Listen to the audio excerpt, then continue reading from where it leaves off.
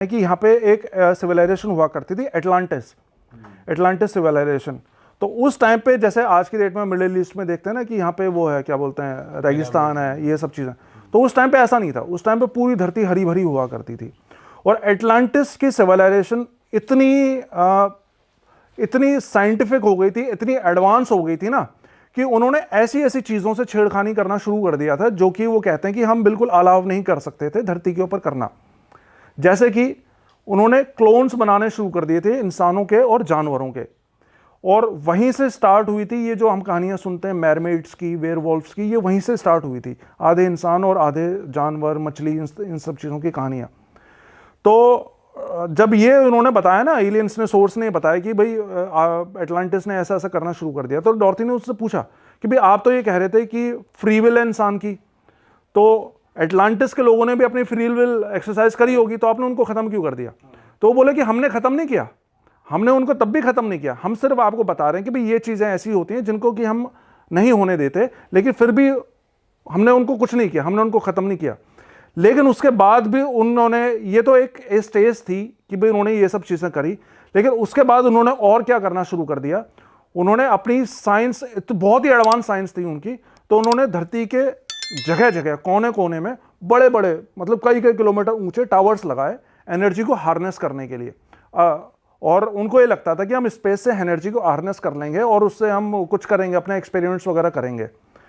लेकिन वो उस एनर्जी को कंट्रोल नहीं कर पाए। एनर्जी तो उन्होंने ले ली, लेकिन वो एनर्जी को कंट्रोल नहीं कर पाए जो उनके टावर्स थे, और वो सारी की सारी एनर्जी धरती के ऊपर गिर पड़ी। और जहां भी वो गिरी थी वहां पे वो सारा लाखों करोड़ों सालों के लिए फिर वो रेगिस्तान बन गई।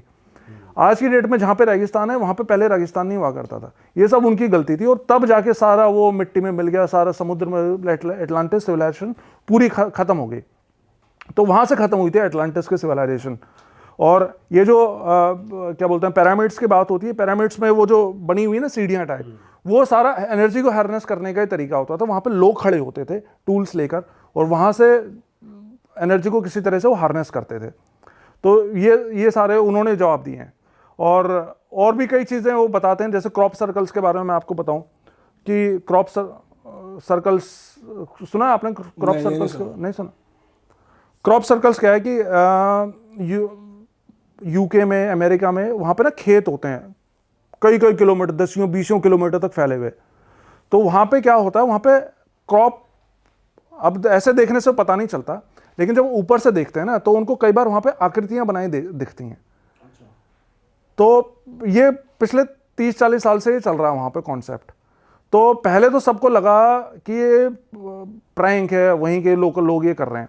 तो जब डॉर्थी ने उनसे पूछा ना, तो वो ये कहते हैं कि इसमें प्रैंक भी होते हैं, लोकल लोग भी छेड़खानी करते हैं, लेकिन ऐसा नहीं है कि सारे प्रैंक्स होते हैं।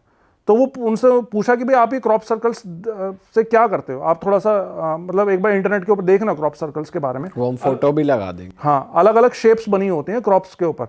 मतलब होता क्या है, जैसे खेत है, खेत में जैसे भुट्टे के खेत हैं, तो बीच बीच में दब गए भुट्टे, और वहां पे एक प्रॉपर शेप क्रिएट हो गई, जो कि ऐसे नहीं दिखेगी, लेकिन ऊपर से आसमान से वो दिखेगी, तो आपको प्रॉपर शेप बनी दिखाई देगी।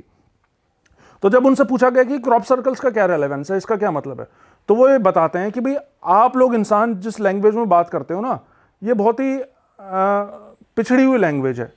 हम जिस लैंग्वेज में बात करते हैं ना, हम बात करते हैं कॉन्सेप्ट्स में। तो हम क्रॉप सर्कल्स की मदद से आपको कॉन्सेप्ट्स देते हैं, ब्लूप्रिंट्स देते हैं, जो कि हो सकता है अभी आपको समझ में ना आए, लेकिन वो आपके सबकॉन्शियस माइंड में सेट हो जाते हैं। और आप इस बारे में चेक करो ना, यूट्यूब चैनल भी है जो कि उन क्रॉप सर्कल्स के ऊपर में रिसर्च करता है, और उसने सिर्फ उन क्रॉप सर्कल्स की इमेजेस के थ्रू कई तरह की टेक्नोलॉजी डेवलप कर रखी है एनर्जी को हार्नेस करने की, पावर को हार्नेस करने की। मतलब वो डिकोड करते हैं कि वो जो वहाँ पे बन रहा है। हाँ। तो ये सब चीज़ें हैं। और तो ये तो सारा ये नहीं का था, मतलब कि बेनोवलेंट एलियंस का, अच्छे एलियंस का। इसके अलावा और भी कई थ्योरीज हैं, जैसे कि बुरे एलियंस भी चलते हैं। अब जैसे अब जब मैंने ये वीडियो डाला था ना अपने चैनल के ऊपर एलियंस के बारे में, तो सबसे ज़्यादा जो कमेंट्स आए थे वो ये थे कि भाई अगर एलियन से सब कुछ कर रहे हैं तो फिर गॉड क्या है, गॉड हम जिसको पूछते हैं वो सब कुछ क्या है। तो अगर आप चाहो तो मैं इसके बारे में थोड़ा सा अपनी ओपिनियन दे सकता हूँ। दो सर, दो। लेकिन जैसे मैंने पहले बोला था कि अगर आप बहुत सेंसिटिव हैं अपने बिलीफ्स को लेकर, तो बेशक मत सुनना, क्योंकि जो है वो है। अब गॉड जो है ना, देखो गॉड जिसने ये क्रिएट करी है, मतलब हम सब कुछ ही गॉड से निकले हुए हैं। अब जब उनसे पूछा गया ना, सोर्स से पूछा गया कि भाई गॉड कौन है, तो वो ये बताता है कि उन्होंने ये बोला कि जैसे 4 साल का बच्चा है, 4 साल के बच्चे को आप कैलकुलस पढ़ाओगे 12th क्लास का, तो वो नहीं समझ पाएगा उस कॉन्सेप्ट को। उसी तरह आप इंसान जो है ना, आपका ब्रेन डेवलप्ड ही नहीं है उस लेवल पे कि आप गॉड के कॉन्सेप्ट को समझ सके, तो आप उसके बारे में पूछो ही मत, आप समझ ही नहीं पाओगे गॉड का कॉन्सेप्ट। आपको लगता होगा कि आप बहुत समझदार हैं, लेकिन आप इतने, आपकी ब्रेन में वो कैपेसिटी ही नहीं है कि आप गॉड के कॉन्सेप्ट को समझ जाओ। तो उन्होंने ये बोला। और रही बात क्रिएटर की, तो हमारे क्रिएटर गॉड नहीं है, हमारे क्रिएटर वो एलियंस हैं जिसने हमें क्रिएट किया। अब धरती पे अपने बात करूं तो हमारे यहाँ इतने सारे रिलीजन्स हैं, लेकिन सब के सब रिलीजन्स मैन मेड है। ये कोई भी गॉड मेड रिलीजन नहीं है, सबके सब मैन मेड है। अब एक और चीज़ मैं आपको बताता हूँ, बहुत ही कंट्रोवर्शियल ये हो सकता है, मतलब गॉड से आप क्या एक्सपेक्ट करते हो कि गॉड कौन है? आपके हिसाब से गॉड कौन होता है? जो कि मुसीबत में हमारी मदद करे, हमारी प्रेयर्स को आंसर करे, है ना, वो गॉड है। अब आप एक चीज़ सोच के देखो, मान लो ये तकिया रखा हुआ है यहाँ पे, इस तकिए के आगे मैं धूप बत्ती करूँ, मोमबत्ती लगा दूँ, दिया जलाऊँ, इसकी दिन रात पूजा करूँ कि हे तकिया देवता मेरी ये मन्नत पूरी करो, मेरा ये करो, वो करो, तो क्या वो हो जाएगी? नहीं होगी ना, क्योंकि ये गॉड नहीं है। तो हम किसी भी XYZ को, चीज़ को भगवान मान के, गॉड मान के पूजने लग जाएं, इसका मतलब ये नहीं है कि वो गॉड हो गया।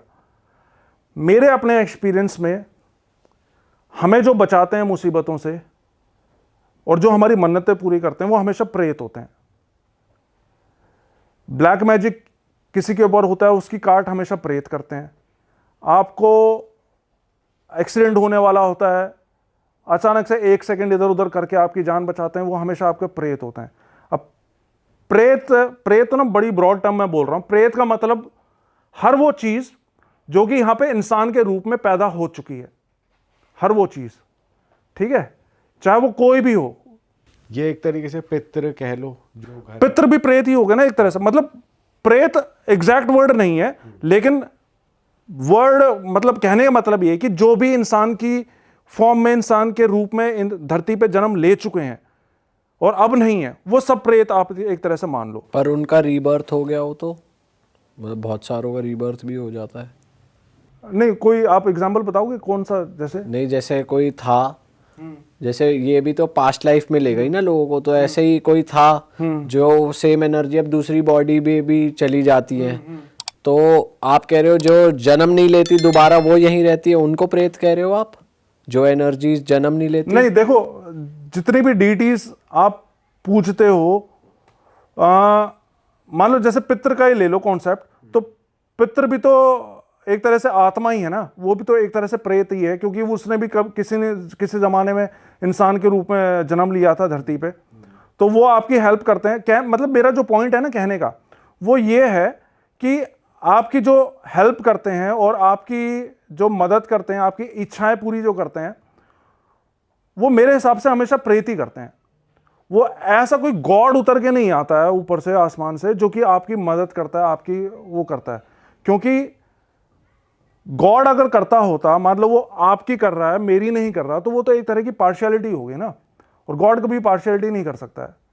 बट सर आपको नहीं लगता कि जैसे आप इन्हें पितृ कह रहे हैं, प्रेत कह रहे हैं, कोई अगर गॉड कह रहा है, कोई अपनी लैंग्वेज में कुछ और कहता है, तो सिर्फ फॉर्म एक ही है, अलग अलग नेम्स के साथ है। मतलब अगर कोई हेल्प ही कर रहा है, कोई मदद ही कर रहा है बुरे टाइम में, तो वो भगवान कहलाएगी। उसको मैं भगवान कह रहा हूँ, आप भगवान कह रहे हैं। आपका एक चलो प्रेत भी आपने उसका ऑल्टरनेटिव वर्ड निकाल दिया, तो it is just the way of telling कि ये कौन है। मेरे हिसाब से मैं उन्हें ये बोलूँगा, बट है तो वो एक एनर्जी और क्रिएटर ना। हाँ, नहीं, क्रिएटर नहीं है वो, मतलब वो क्रिएटर नहीं है। अच्छा। वो क्रिएटर नहीं है, वो इंसान के रूप में पैदा हो चुका है यहाँ पे। जैसे कि मैं आपको एग्जांपल देके बताता हूँ। जैसे हमारे यहाँ पे हरियाणा में चलते हैं गूगा पीर। गूगा पीर इंसान के रूप में पैदा हो चुके हैं, और वो फिर उनकी मृत्यु हुई थी, और वो आज की डेट में उनकी इतनी तगड़ी मतलब शक्ति मान लो, जो मर्जी मान लो, कि वो लोगों को बचाते हैं। अरे वाह, आपने ये वीडियो यहाँ तक देख ली भाई, तुमने हमारी मेहनत सफल कर दिया, तुम ही लोग हो असली रियल हिट। और अगर आपको बहुत मजा आ रहा है ऐसी क्लिप्स में, ऐसी वीडियोस में, तो फटाफट जाइए प्लेलिस्ट पे बिंज वॉच कीजिए और सारी वीडियोस देख डालो और मौज काटो। That is it. हम मिलेंगे नए पॉडकास्ट में, नए क्लिप में। Till then bye bye, see you, take care, do subscribe.